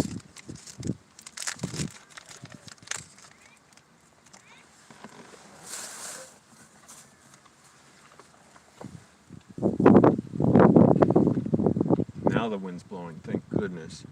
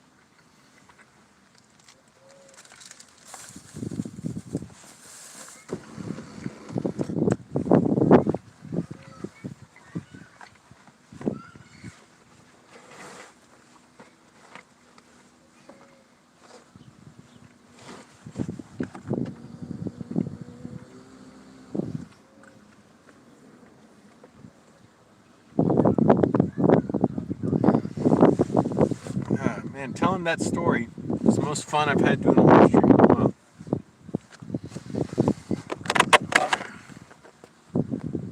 Fucking legs sore.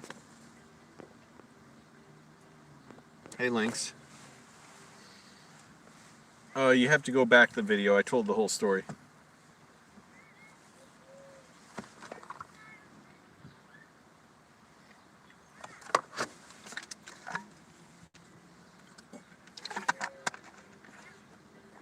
Oh.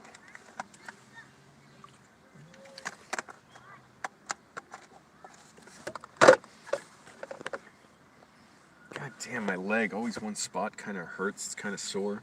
Always worry it's something serious. I do have finally free health insurance, so I should just schedule a doctor's appointment for a physical sometime soon. I want to lose my weight, though, and get to my goal weight and try and ensure my cholesterol is really low. So I don't want to be put on cholesterol meds or anything.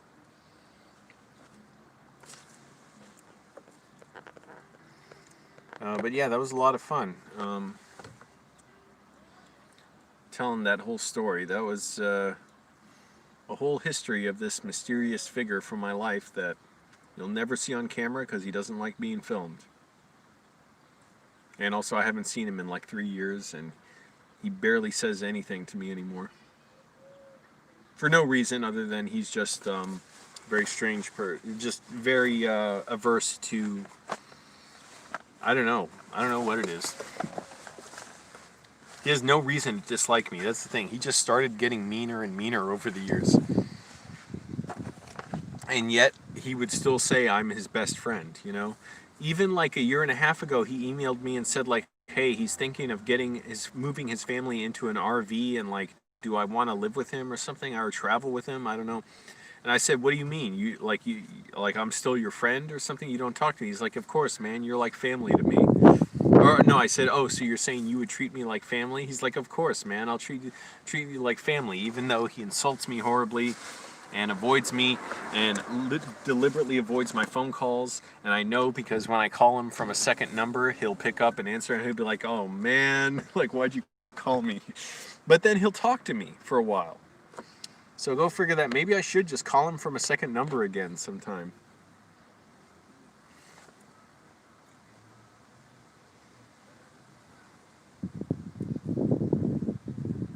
I guess I can afford to have some shredded wheat.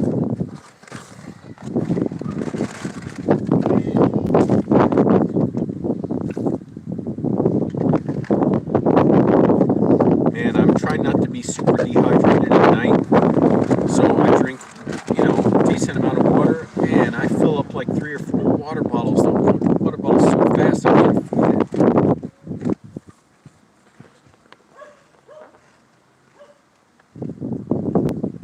That's exactly it. He is also kind of a selfish person, but does what he wants, you know?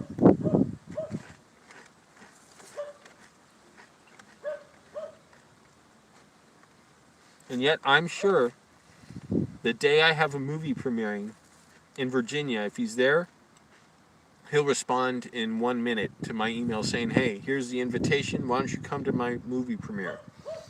You know, obviously you don't have red carpet premieres in Virginia, but I just mean somehow if I organized a screening for a movie that I wrote and directed and I played there, I'd be really interested in seeing him go to see that. And because I know basically a lot of what his judgment of me was, I think he didn't like that I wasn't successful. He would really make fun of me for it, saying you're poor, you have no friends, you're broke, you're the 40-year-old virgin. If someone killed me, the police wouldn't even investigate because they'd say, oh, it's not worth it, it's no big deal. I remember one time loaning him my DVD of Goodfellas. He loved that and what he said he loved about it, he's like, he loves how Henry says, like, oh, business is bad, fuck you, pay me.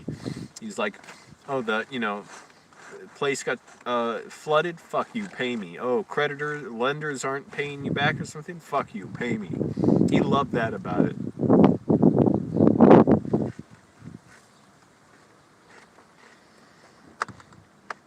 But yeah, what are you gonna do?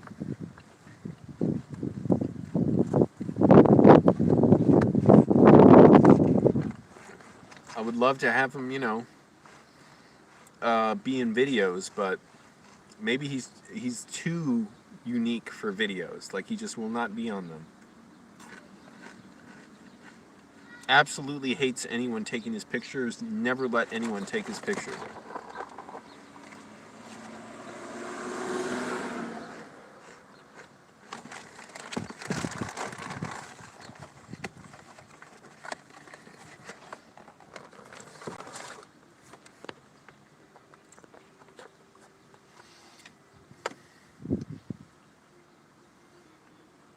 And yeah, very inaccessible person. But that's my old friend from college. Last time I heard from him, I think he said 3 words to me, like a few months ago. He said, "Where are you?"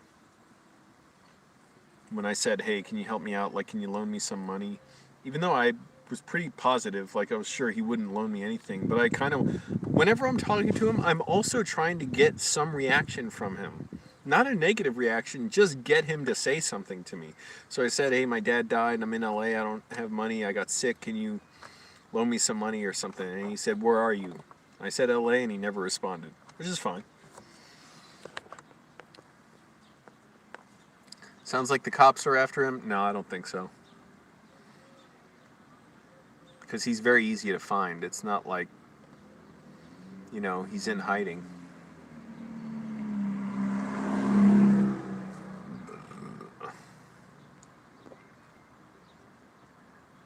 That's exactly, yeah, what it does sound like. Sounds like your friend with a drug problem. In and out with communication. I've known guys like that too.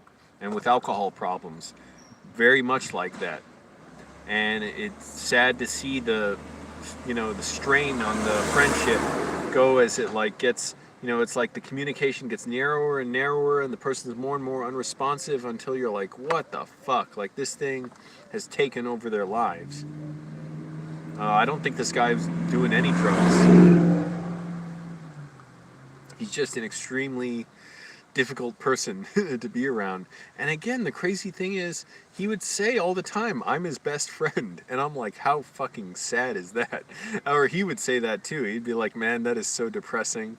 Or I would say, I forget if I whatever. Again, a lot of these memories are kind of mixed up, but yeah, very interesting time being around him. And I'll certainly never forget those times, But again, I bet when I have a movie premiering, man, I hope all this, COVID stuff is over with. I hope we're able to have better lives and everything. But when I'm able to make movies, it's going to be in a couple of years, I'm sure, because you don't make movies that quickly. It doesn't matter how much of a genius you are. However it happens, if it just plays in theaters there and I invite him to a screening, or if I rent a theater and just show a movie there or something, I say, "Hey, come on," then he'll respond. I'm pretty sure he will. Digestive issues? I don't know, maybe. Hey, Jeremiah Collins, I'm doing all right. How are you? I'm struggling to survive out here in LA. I'm seriously looking at getting a job soon, which I would hate to get a job, mess with my schedule so bad, which I know, that's everybody's problem. But I want to be writing all the time, writing screenplays, and I got a shower in the street and all that, and it's tough, but it's like, so what, People get up and they still do it. So I may have to do that, and I'm seriously considering getting a job. I'm trying to put out lots of videos with interesting stories like this. I'm thinking of old stories from my past that are fun, but so I can make YouTube my full-time job, but it's not there yet, so I don't know. OC Chad, I think I know his bowels pretty well, and I don't see problems like that from him. Yeah, no worries, Jeremiah. Click like everyone, by the way, helps the video out. And my mom's still getting by. Now she applied to a second job today, I think. She officially applied somewhere. So she really needs the support as well. It's tough without my dad. She went to the cemetery today and visited his grave. And she's got to make extra money to survive. Thanks for joining, everyone. Click like. This is the most fun story I've had to tell in a live stream in a while, and it's because I'm talking about this crazy friend of mine. He's not literally crazy. I mean, just the crazy stories involving him. I remember one time he tried to leave me stranded in a mountain. Again, he would mess with me so bad. Like, I was in my second year-long dissociative episode where I didn't know it was dissociative disorder, and I was really hurting and upset, and I couldn't enjoy anything. Now I would enjoy that. He drove us to a mountain somewhere in the Shenandoah Valley or something.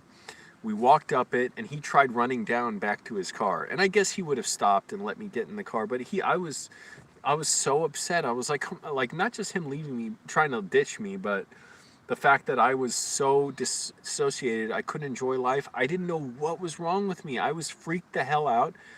I was totally numb. So I couldn't even feel desires or anything. Jeremiah, thanks so much for asking. Yes, I have Venmo. So it's in the description. You see it there. You can copy paste it or whatever, but it's Angelo-Mike. That's it. It's just Angelo, the hyphen, and Mike for my Venmo. Appreciate it so much. Again, I'm trying to put out videos every day. I'm going over to Sunspace every day, which is a closed down business where I used to play videos at live shows and go to concerts there and stuff.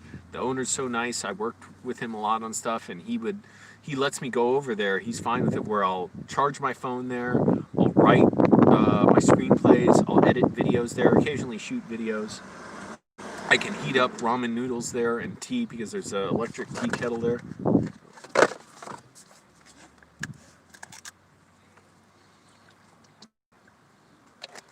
Trying and failing to get up at 4:40 every morning. I get up more like 5:40 lately. I got to go to sleep earlier. It doesn't matter, Jeremiah Collins, either way. I mean, you get all the money, right? It's not like they take a cut. So whichever you prefer, it's fine with me. I really appreciate it, you offering. I do have donation information in the description if anyone's interested. It's up to you if you want to donate. I'm still going to do these videos. Damn, the spot on my left leg, it's kind of sore. I don't know if it's from working out a lot or straining myself or what. I really get scared thinking it's something serious. But it's not there all the time, though. I don't know.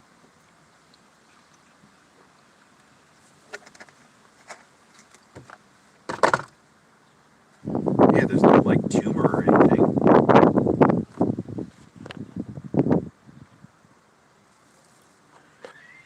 Click like, everyone, and that helps the video, too. Oh, man, I hope I can take a nap after this. I'm so, kind of tired. But I find it hard to nap sometimes. I just have too much energy even though I'm tired.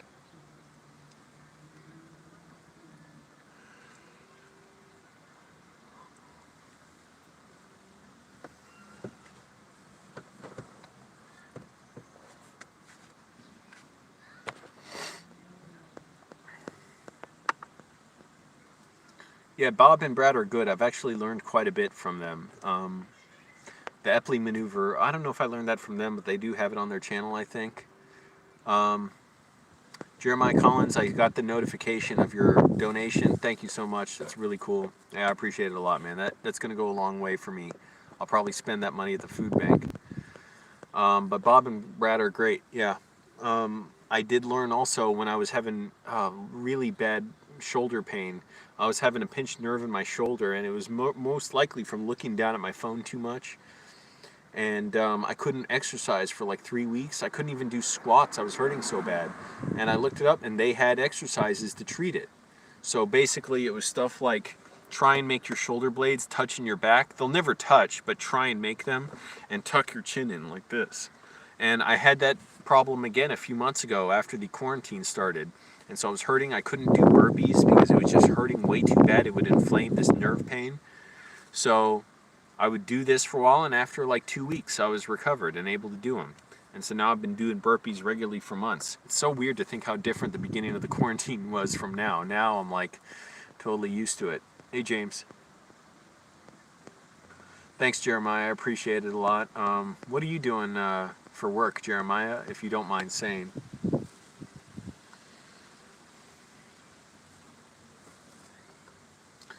And, you know, of course, Hey, Jeremiah, thanks again. Everybody, Jeremiah just donated another $5. Appreciate it, man. That helps a ton. Yeah, so if you're just joining us, go back after the live stream is done, go back to the beginning, watch the whole thing. It's a fascinating story of this whole friendship with the guy who absolutely refuses to be photographed. A guy I've known now 17 years. 16 or 14 or 15. No, wait, how many years? 16 or 17 years. That's what it is. Since college. Just very sort of erratic, like in and out of my life. He'll refuse to talk to me for months at a time. No reason. He's not angry. He just refuses to answer the phone or reply to messages, and then he'll message me out of nowhere with something. Like, hey, do you want to work on this big project with me that he never follows through on? Here's the van. Here's the van with that's painted white. It just went by.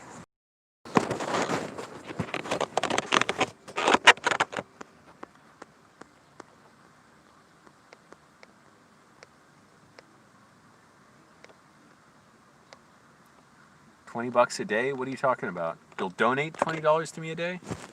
Yeah, I'd like that.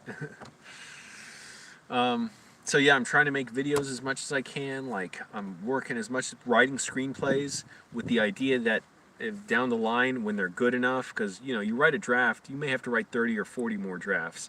So I have no illusions about that. But I want to write several more screenplays and get them good and somehow get feedback, consulting, coaching on them.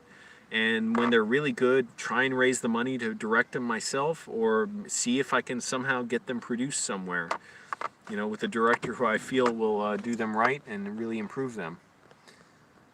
Thank you, James.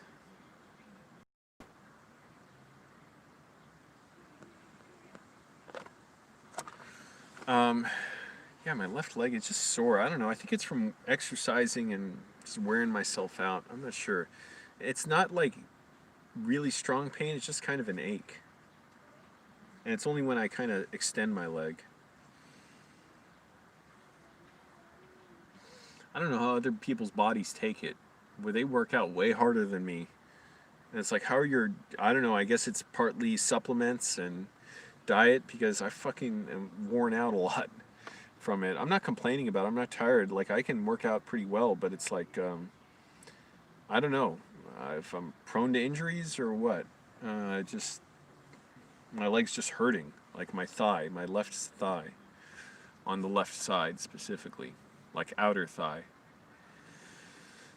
Yeah, and I'm frustrated by the pandemic. You know, film work is mostly shut down. I was working on movie set after movie set for the last year. Not super consistently, but I worked on a bunch of movies in the last year, mostly short films. I think only actually 2 features, but one of the features I came on later in the production. Yeah, I haven't been stretching enough afterwards. I stretched before, but not enough afterwards. And I got to stretch more afterwards. I only just started doing that, because especially if I'm doing burpees a lot, which are squats, it's basically a jumping squat. I don't really jump, I just get to my feet. That's a lot of work on my legs. Oh, and the other thing, actually, I know what the difference is lately. I've been walking a lot. At first, it was hard for me to walk a lot. I hadn't been walking a lot, because I'm like, oh, burpees, that's a hard enough workout.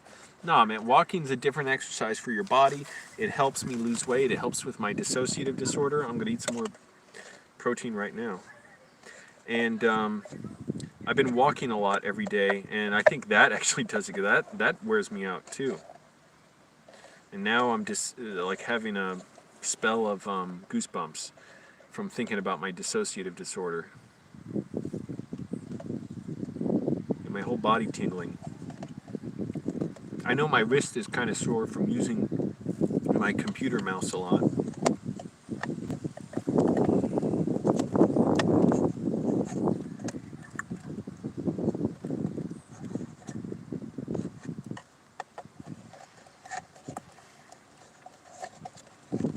Just want life to resume. But you know, if it wasn't for this pandemic, I wouldn't have made those videos for Tim Heidecker that I did. You look on his channel, you'll see I did a few remixes for him of Office Hours. I wouldn't have written my script because I would have been working on a feature film. Well, I would have worked on it, I guess, but who knows if I got caught up in other productions. I wouldn't have had the chance to write the screenplay that I've been writing for the last few months. So, it's barely working out, but it's working out. And obviously, I don't want all the other stuff that's going on, the people dying and homelessness and all that.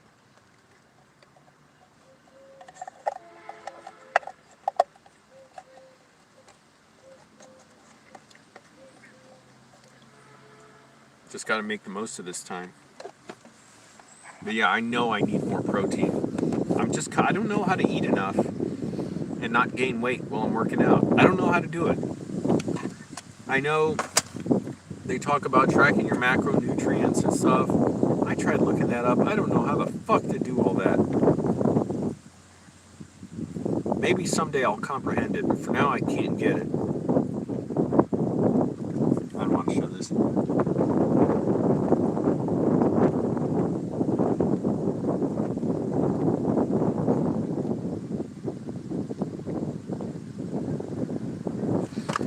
But yeah, my mom, the way she told it sounded like, yeah, she officially applied for a second job. She needs it. She has to get by without my dad. Even with him making income, it was tough to survive. You live in Huntington Beach, wow. Oh, thanks, Jeremiah. I appreciate it. Appreciate it a lot. Yeah, walking's a great workout, and I do need to stretch more. Maybe I should stretch at night before I go to sleep. When the sun's not out. I don't feel like doing it now. That's right. Walking, when you start doing it again, I was sore from it. I'm like, how the fuck? I'm doing burpees. Like, some days it seems like, I don't know, how many burpees? 100, 120 or more? And then walking wears me out. So it's like, yeah, don't take it for granted that you do one workout, you don't need to challenge yourself. So yeah, even walking takes it out on me. And I stretch well before I work out, but I really should do it better afterwards. I've been kind of lazy. And today I did. Oh man, it hurts when I lean over and I'm like stretching my leg.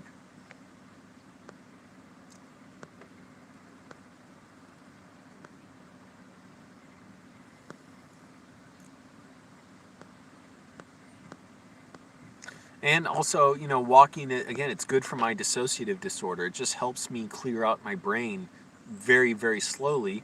I've been in this relapse for 8 months. Obviously, I'm way better than at the beginning. If you look at my videos after I relapsed, it was horrible. I was in so much pain. And I was having major problems sleeping, functioning. I was worried I wouldn't be able to drive because my senses were getting messed up. It was very painful. I was getting so disoriented, not dizzy, but just like losing my bearings on reality, that like I would be at the gym and like I've told this story, but I went one day in particular. It's like I'm going to the water fountain just to drink, and then I'm going to shower. And a gym employee came next to me to do something, and I'd seen this employee there many times. And it's like, when I saw him that day, it's like, I didn't even understand if he was a person or not. I'm like, who is this? Like, is this a person? What is this? And I went to the shower and looked at my hands, and I'm like, I don't even know how these are my hands. And then I was looking at the water going down the wall, and I'm like, what is that? Like, I don't even know what that is.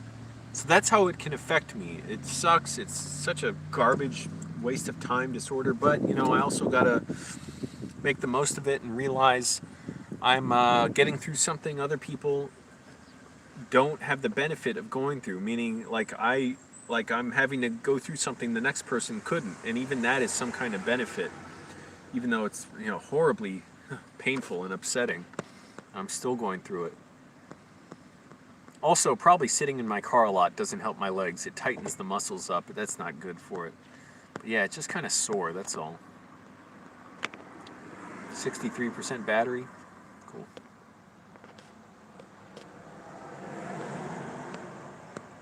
It's pretty good for this amount of time streaming. Still got a lot of people here. My hair seemed to have grown 2 inches since yesterday. I don't know what it is. Obviously, the salons are closed, and I haven't been able to afford a haircut. Literally, I just can't. In months.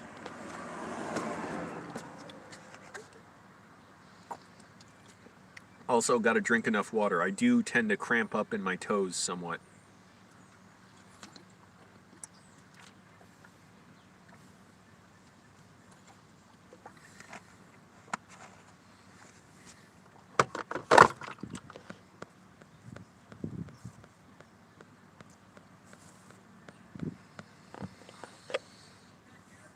Yeah, it sucks about not being able to go out to events like I used to. I used to meet so many people out at events, so many people who have helped me since this shutdown.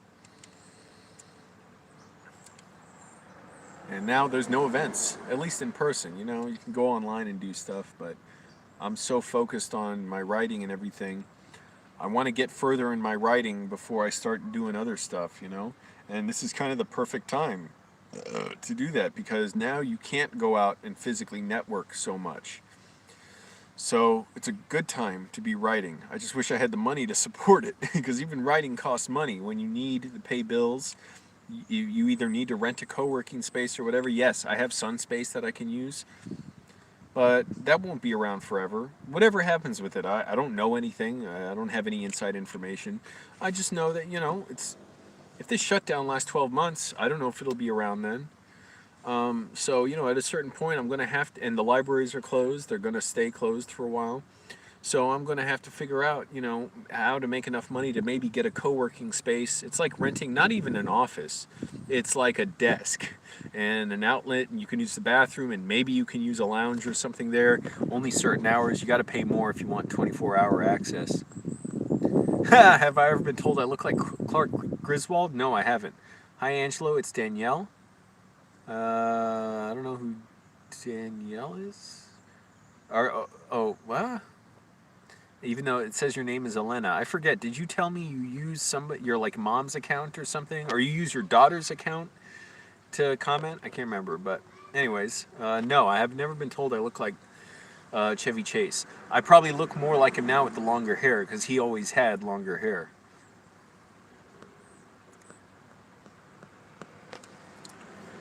Okay. Yeah, so I'm just pushing myself. Do these streams every day. If not, just make regular pre-filmed videos. But, you know, it's just kind of a hassle doing those. I get sick of filming them and then having to upload them. At least when I do them live, they're already up. Oh, this fucking leg. Yeah, I gotta stretch, and I'm guessing partly it's just I'm not resting enough between workouts because I do burpees almost every day. Oh, and then I walk around a lot every day, but I don't know. It's not a matter of rest. It's like getting my, I don't know, enough protein and stretching right. I do have to stretch more. I should stretch at the end of the night. And really, I should stretch even more before working out. I just don't feel like doing it that long. Arnold Schwarzenegger says in his bodybuilding encyclopedia, it's good to stretch for like at least 30 seconds, whatever muscle group you're going to work out. I do it for 15 seconds or 20 usually.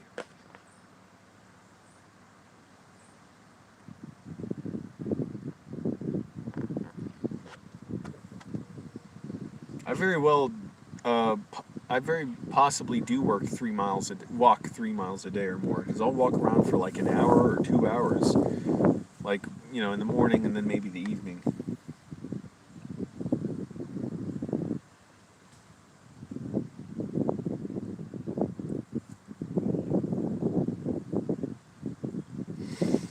Oh man, I hope I can take a nap after this. I can never fall asleep early enough to be able to get up at 4:40 in the morning and be well rested. But it's weird, even though I'm tired throughout the day. I don't know what it is. When the sun's going down and I'm getting ready to fall asleep, I'm like, oh damn, I don't want to sleep yet. The sun's still up. I could be writing in my notebook. I could be doing stuff. You know, it's like too distracting seeing the sun up and trying to fall asleep for the night. But seeing the sun setting. When it's down, it's different. You know, I'll try and take a nap after this. Why not? Bathrooms are still open. Oh my goodness. I'm going to have to go to the bathroom again soon. Got to walk that 200 feet to the bathroom. I just want to sleep.